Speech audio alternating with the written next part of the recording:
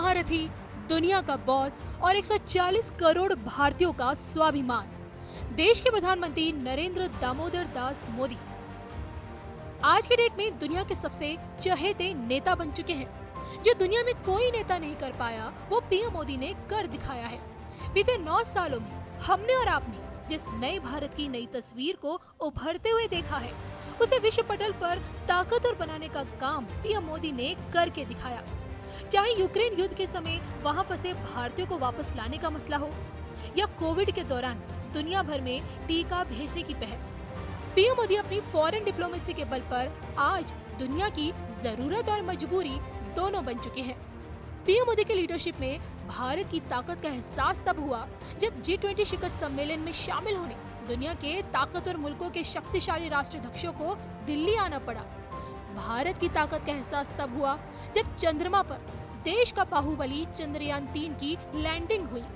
भारत की ताकत का एहसास तब हुआ जब विश्व पटल पर सनातन संस्कृति की उभरती हुई तस्वीर दिखी।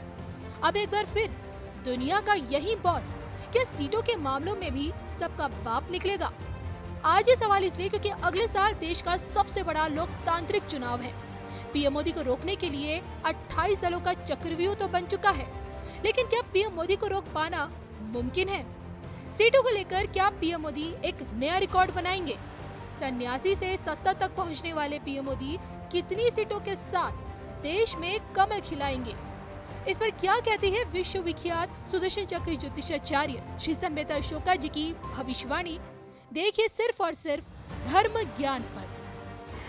धर्म ज्ञान के साथ साथ आपने कई सोशल मीडिया प्लेटफॉर्म पर कई दफ़ा चुनावों को लेकर, खासकर लोकसभा चुनावों को लेकर जितनी भी भविष्यवाणी की वो अंततः सटीक और सत्य सिद्ध हुई। बात करें हम 14 की, 19 की, 299 प्लस सीटें आएंगी, 303 सीटें भाजपा जीत के लाएगी, और अंततः आपने 2024 का भी भविष्य 19 से पहले ही आपने बता दिया था कि 24 में भाजपा 418 प्लस माइनस 5 लेके हासिल होगी और 1984 वाला रिकॉर्ड तोड़ेगी कांग्रेसियों का बहुमत वाला। साथ ही साथ आपने धर्म ज्ञान पे ये भविष्यवाणी भी की थी कि आप देखिएगा कि 24 आते आते जो चुनाव का जो मुद्दा बन जाएगा, कहीं ना कहीं राष्ट्रवाद होगा और धर्म होगा, और आज वही हमारे सामने खासकर धर्म को लेकर। और अब तो ऐसा लग रहा है कि जो 24 का रण है वो एक महाभारत का रण बन चुका है, जिसमें एक तरफ कौरव है और एक तरफ पांडव है। अब देखिए यहाँ कौरव कौन है, पांडव कौन है, ये तो जनता तय करे, लेकिन कहते हैं कि धर्म जिसके साथ होगा जीत उसकी होगी, यही अटल निश्चय। इस पे आप क्या कहेंगे? आपके हिसाब से कौरव कौन है, पांडव कौन है? फिर से मैं देखिए, ये मैं नहीं, ये तो जनता ने डिसाइड करना है कौन कौरव है कौन पांडव है, और वो 2024 के नतीजे डिसाइड करेंगे जी। रही बात 2024 के मुद्दे की, धर्म को कभी जो है मुद्दा नहीं बनाया जा सकता।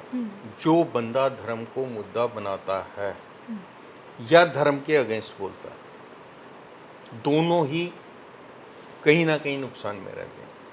रही बात राष्ट्रवाद की, राष्ट्रवाद एक ऐसा मुद्दा है जो भारत का बच्चा जो है राष्ट्रवादी है और राष्ट्रवादी विचारधारा में रहना चाहता है जी।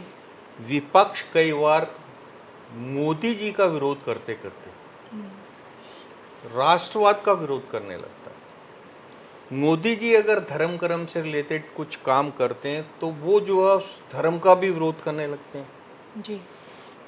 मोदी जी अगर मंदिर जाते हैं तो वो उनको ठीक नहीं लगता। देखिए, मेरा जो धर्म है उसके हिसाब से चलूँगा, धर्म पे तो किसी का वो नहीं है। विचारधाराएं अलग अलग हो सकती हैं। आपकी विचारधारा मेरी विचारधारा से मेल नहीं खाती तो आप मेरे दुश्मन नहीं हुए। हम एक टेबल पे बैठकर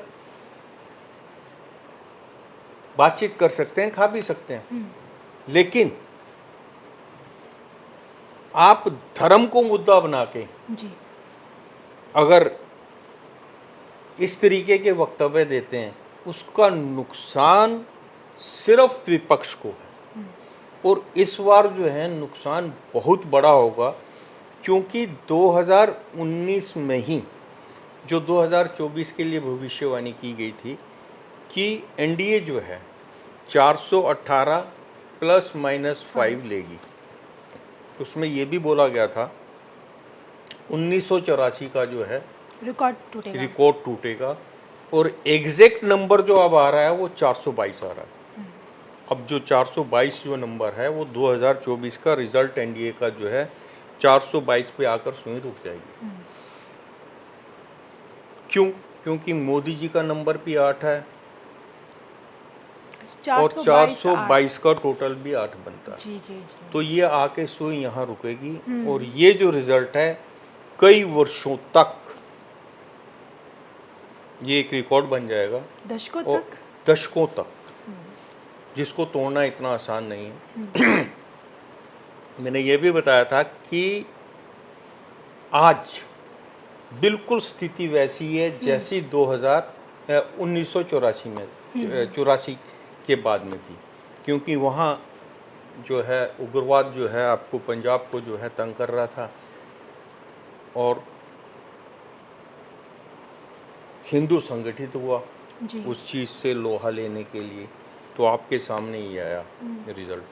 अब बिल्कुल वैसी ही परिस्थितियां बन रही हैं। नवंबर से पहले पहले जैसे वक्तव्य आ रहे हैं विपक्ष के कि राम मंदिर में जाने वाली ट्रेनों पे पत्थरबाजी होगी या उसे क्या बोलते हैं किसी ना किसी से किसी तरीके से डिस्टरबेंस की जाएगी, सुरक्षा में चूक और की जाएगी। जो वो करना चाह रहे हैं, देखिए जो वो करना चाह रहे हैं वो दूसरे पे थोप रहे हैं कि मोदी जी ऐसा करवाएंगे। अफवाहें जो फैलाई जा रही हैं, मतलब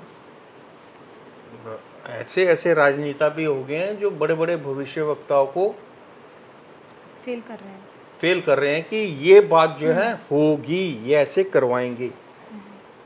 जबकि अगर आपकी अपनी प्लानिंग है और आप कुछ गलत करना चाहते हैं तो वो आप दूसरे के ऊपर फेंक दो। जी। तो आपका प्रश्न था कि अब जो मुद्दा है उसको लेकर राष्ट्रवाद तो बड़ा मुद्दा रहेगा और राष्ट्रवाद के साथ में मुद्दा हिंदू राष्ट्र का भी होगा। जी।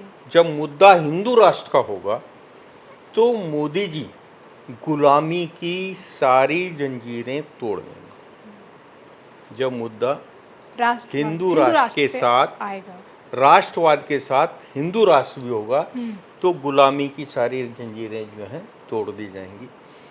गुलामी का जो काल था, चाहे वो मुगल काल था चाहे अंग्रेजों का शासन था जी, उस काल में जो